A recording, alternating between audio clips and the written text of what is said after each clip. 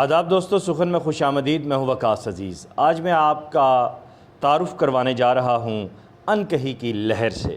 انکہی کی لہر ایک ایسے شاعر کی لہر ہے جو بظاہر ہمیں اپنے اس معاصر منظرنامے میں ایک ایسے درویش کی حیثیت سے نظر آتا ہے جو اپنے ارد گرد سب کچھ ہوتا دیکھ کر اس کے ارد گرد جو چورنگا تماشا لگا ہوا ہے وہ اس کو دن رات اس کی ہمہ ہمی کو دیکھ رہا ہے، لیکن خاموشی کے ساتھ اپنا کام کرتے جا رہا ہے۔ اور اس کا کام کیا ہے وہ ہمیں جب کرتاس پہ انکہی کی لہر کی صورت میں دکھائی دیتا ہے تو یکسر ایک جو سرشاری کی لہر ہے آپ کی روح تک اتر جاتی ہے۔ آپ کے اندرون بیرون آپ کے چوگرد ایسے خوشنما پھول شعر کے جو ہے وہ کھلتے دکھائی دیتے ہیں جن کی رنگا رنگی اور ہمہ ہمی آپ کی آنکھوں کو جہاں تراوٹ دیتی ہے، تازگی دیتی ہے، وہیں روح اور دل میں یک گونا احساس پیدا ہوتا ہے کہ اب بھی صرف غزل ہونے والے لوگ موجود ہیں، شاعر موجود ہیں۔ میں ذکر کر رہا ہوں جناب طالب حسین طالب کا۔ آپ کا تعلق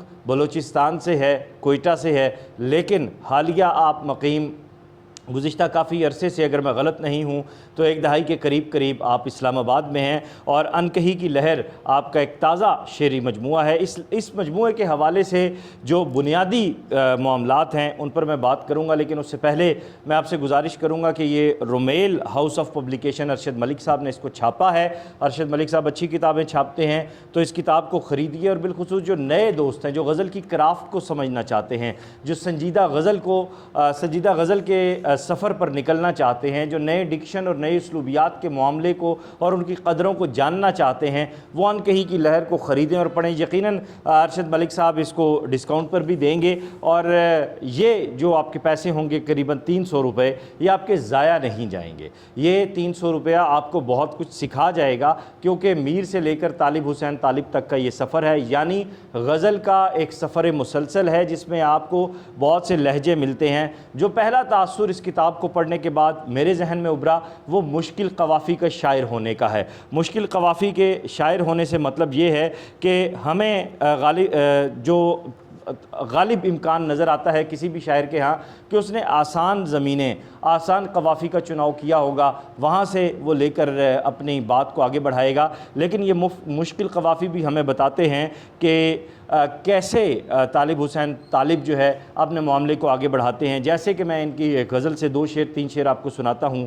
سمیٹتے ہوئے جنموں کی پیاس چلتے رہے، بلا کی دھن میں ستارہ شناس چلتے رہے، شفق نے ہاتھ بڑھایا تو ہم گریباں چاک۔ شعر دیکھیے گا، امیجری دیکھیے گا، کرافٹ دیکھیے گا۔ شفق نے ہاتھ بڑھایا تو ہم گریباں چاک، تیری نظر سے بچھڑ کر اداس چلتے رہے۔ اور مشکل قوافی کی میں بات کر رہا ہوں کہ وہ شکل یاد نہ آئی تو حادثہ یہ ہوا، وہ شکل یاد نہ آئی تو حادثہ یہ ہوا، ہزار رنگ پس اقتباس چلتے رہے۔ اور پھر یہ دیکھیں اسی کے ساتھ ہی آگے غزل ہے۔ اب اس غزل کے قوافی ہیں قاش، معاش، ارتعاش، خراش، تراش، تلاش۔ اچھا اسی طرح آگے چلیں تو جو غزل ہے نادیدہ سا، گرویدہ سا، خوابیدہ سا، ترسیدہ سا، تراشیدہ سا، درزیدہ سا، اس میں 2 معاملات ہیں۔ ایک تو شاعر کے ہاں فارسی غزل کا بہت گہرا شعور موجود ہے، معاصر ادب سے بہت اچھے طریقے سے واقف ہے، اور جدید اردو غزل کی روایت، ایک تو وہ ہماری کلاسیکل روایت ہے، اس سے ہٹ کر جو جدید اردو غزل کی روایت اور پھر اس کے جو تمام شیڈز ہیں ان سے بھی بہت اچھے طریقے سے واقف ہے۔ شیڈ سے مراد میری شکیب سے لے کر احمد مشتاق سے لے کر ناصر کاظمی سے لے کر ہمیں عرفان صدیقی سے درمیان میں دیکھیں ظفر اقبال سے پھر اگر آج کی بات کریں تو اختر عثمان، اور اس دوران یقیناً اور بھی بہت سے اہم نام ہیں جن میں غلام حسین ساجد کا نام 70 کی دہائی میں اہم ہے، غلام محمد قاصر کا نام اہم ہے۔ یعنی یہ ان تمام شیڈ سے واقف ہے اور اس چیز کو مد نظر رکھ کر یہ اپنی بات کر رہے ہیں۔ اور میں اگر یہ آپ کو بتاؤں تو اول تا آخر کوئی صفحہ ایسا نہیں ہے جس کو میں نے فولڈ نہ کیا ہو، جس پہ شعر میں نے مارک نہ کیے ہوں، لیکن چونکہ آگے بڑھنا ہے، بات کو بڑھانا ہے، اس لیے کچھ آپ کے لیے بھی چھوڑتا ہوں مشکل قوافی کے حوالے سے۔ دوسری تازہ کاری اور روایت کی روانی ہے۔ میں نے یہ بات کی اپنی اسی گفتگو کے دوران کہ تازہ کاری بھی ہے اور روایت بھی ہے، جدت بھی ہے، اور اسی چیز کو آگے ہم دیکھیں تو بڑی منفرد زمینوں کی صورت میں نظر آتی ہے۔ جیسے کہ ایک زمین میں آپ کے ساتھ ڈسکس کر رہا ہوں کہ دھڑکن کے ساتھ ساتھ صدا تیز ہو گئی، میں تم سے کیا ملا کہ ہوا تیز ہو گئی۔ کیا خوبصورت شعر ہے، کیا خوبصورت مطلع ہے، اور تیز ہو گئی ردیف ہے۔ یہ ردیف عموماً ہم اگر کسی کج مشق شاعر کو دیکھیں تو ایسی ردیفیں شاعر پہ حاوی ہو جاتی ہیں اور اس کو کھا جاتی ہیں۔ یا رب خطاب معاف کے کوشش کے باوجود، لہجے کی کاٹ وقت دعا تیز ہو گئی۔ کیسا اچھا شعر ہے، اور شکوہ بھی نہیں ہے، شکایت بھی نہیں ہے، بات بھی ہے اور بات بھی پوری ہے اور اپنے پورے لہجے کے ساتھ ہے۔ یا رب خطاب معاف کے کوشش کے باوجود، لہجے کی کاٹ وقت دعا تیز ہو گئی۔ اب جہاں یہ بات سامنے آ رہی ہے وہیں یہ شعر بھی دیکھیے، یہ مکمل رنگ جو پوری ایک غالب امکان جس کتاب کو لے کر ظاہر کیا جاتا ہے کہ یہ کتاب ایسی ہوگی یا ایسی ہوگی ایسی ہوگی، ایسا نہیں ہے۔ طالب حسین طالب ہمیں ہر غزل میں حیران کرتے نظر آتے ہیں۔ یہ مکمل رنگ طالب یوں ہی ہاتھ آتے نہیں، شعر دیکھیے گا، یہ مکمل رنگ طالب یوں ہی ہاتھ آتے نہیں، آنکھ کھولی وقت پر جادو کیا دیکھا اسے۔ کیا خوبصورت شعر ہے، دیکھا اسے جو ہے، کیا ردیف نبھی ہے اس میں۔ پھر اسی طرح نگار خانہ ہستی سے شام جو بھی گیا، فسانہ وار غبار شفق میں کھو گیا۔ اب یہ شعر اس میں دیکھیے گا کہ حیات کھیل ہے ایک رائگاں حقیقت کا، سو رنگ پڑنے لگا تھا کہ ہاتھ ہو بھی گیا۔ بھئی کیا ہاتھ، محاورے کا کیا استعمال ہے، مضامین کا تنوع تو ہر غزل میں ہے ہی ہے، لیکن محاورہ جو آج ہماری روزمرہ کی زبان سے، ہماری عام بول چال سے، ہماری شاعری سے، ہمارے ادب سے جا رہا ہے، ختم ہو رہا ہے، اس کو یوں ایک نوجوان شاعر کے ہاں دیکھ کر بے حد خوشی ہو رہی ہے۔ اسی طرح مشکل قوافی کی ایک اور غزل دیکھیں کہ مقام شرح پہ ایک آیت مبین اور میں، پھر ایک لہک میں خدا آشنا جبین اور میں۔ اب دیکھیں کہ اس میں فراق یار نہیں ہے، فراق رزق ہے، یہ پھٹا لباس پرانی سی آستین اور میں۔ شعر دیکھیے اور آستین کے معنی یہاں دیکھیے، میں نئے معنوں کی بات کر رہا ہوں، معنی آفرینی کی بات کر رہا ہوں اور کرافٹ کی بھی بات کر رہا ہوں۔ فراق یار نہیں ہے، فراق رزق ہے، یہ پھٹا لباس پرانی سی آستین اور میں، یا اور بات کہ ایک بوند بھی نہیں ٹپکی، گھٹا کو دیکھ کے زندہ ہوئے زمین اور میں، سلگتا درد تیرا دھیان جنگلوں کی ہوا۔ بٹا ہوا مصرع اور کس طرح تین امیجز آپ کے سامنے آ رہے ہیں، سلگتا درد تیرا دھیان جنگلوں کی ہوا، کشاں کشاں تیری جانب میرا یقین اور میں۔ اسی طرح ہم بات آگے بڑھائیں تو یہ بے شمار اشعار موجود ہیں۔ اچھا پھر کرافٹ کی میں بات کروں، کرافٹ بہت منجھی ہوئی ہے، کہیں پہ بھی مصرع ٹوٹا ہوا نہیں ہے، کچا نہیں ہے، اور یہ نہیں کہا جا سکتا کہ یار روا روی میں اس شخص نے غزل کے ساتھ انصاف کیا ہے، شاعر پورا خرچ ہوا ہے۔ اور پھر ایک اور چیز بھی نظر آتی ہے، علم، مطالعہ، جو میں نے فارسی روایت کی بھی بات کی، جو میں نے اردو روایت کی بھی بات کی، اور پھر کہیں کہیں بے ساختگی بہت زیادہ ہے، کہیں کہیں نہیں ہے۔